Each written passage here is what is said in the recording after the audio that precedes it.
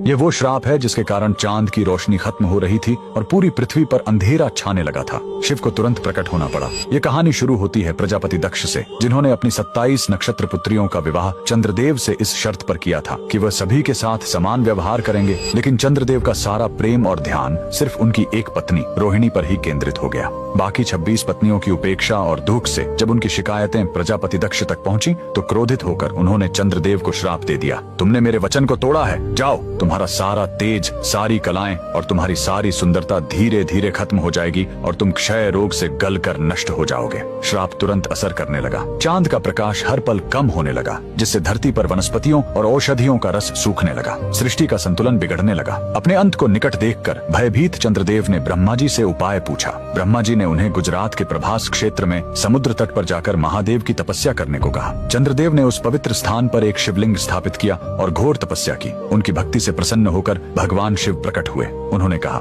मैं दक्ष के श्राप को पूरी तरह खत्म तो नहीं कर सकता, लेकिन उसका प्रभाव कम कर सकता हूँ। शिव ने वरदान दिया, तुम कृष्ण पक्ष में 15 दिन क्षीण होगे, लेकिन शुक्ल पक्ष में 15 दिन फिर से पूर्ण हो जाओगे। उन्होंने चंद्र को अपने मस्तक पर धारण कर लिया और चंद्रशेखर कहलाए। और जिस ज्योतिर्लिंग की चंद्र ने पूजा की थी वो सोमनाथ, सोम यानी चंद्र के नाथ के नाम से प्रसिद्ध हुआ। और यही सोमनाथ मंदिर भारत का पहला ज्योतिर्लिंग आज भी गुजरात के वेरावल में उसी समुद्र तट पर शान से खड़ा है, जहाँ चंद्रदेव ने श्राप से मुक्ति पाई थी। लेकिन रुकिए, इस मंदिर का एक और रहस्य है। यहाँ मौजूद बाण स्तंभ यह बताता है कि यहाँ से लेकर दक्षिणी ध्रुव तक समुद्र के रास्ते में कोई जमीन नहीं है। भगवान शिव के भक्त कमेंट में हर हर महादेव जरूर लिखें।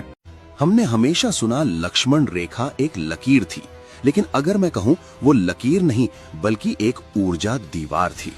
वो सिर्फ एक सुरक्षा चक्र नहीं बल्कि प्राचीन ब्रह्मांडीय टेक्नोलॉजी थी जिसे मॉडर्न साइंस आज भी पूरी तरह समझ नहीं पाई। और उसका नाम था लक्ष्मण रेखा नहीं, सोम तिथि विद्या। इस विद्या का रहस्य वेदों में छिपा है और उसका बीज मंत्र कुछ ऐसा था, सोमम ग्रही व्रतम रत स्वाहा वेतु संभव ब्रह्मय वाचम प्रमाणमग्नम ब्रह्म रेते अवस्थी। ध्यान देना, ये मंत्र किसी पूजा का नहीं था, ये एक एक्टिवेशन कोड था। आधुनिक भाषा में कहें तो सोम तिथि वो शक्ति थी जो अग्नि, जल और वायु के कणों को एब्जॉर्ब करके उन्हें एक एनर्जी बैरियर में बदल देती थी, एक इनविजिबल शील्ड जैसी आज साइंस फिक्शन फिल्मों में दिखाई जाती है। लेकिन ये हजारों साल पहले रियल था। इतिहास कहता है कि दुनिया के सिर्फ 4 गुरुकुलों में ये विद्या सिखाई जाती थी और स्टूडेंट कौन था? लक्ष्मण। इसीलिए सीमा खींची नहीं गई, एक्टिवेट की गई थी।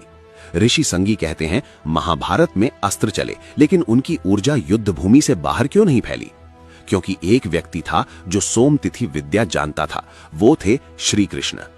कहा जाता है कि उन्होंने कुरुक्षेत्र के चारों ओर सोम तिथि फील्ड एक्टिवेट की ताकि विनाश सीमा के बाहर न जाए।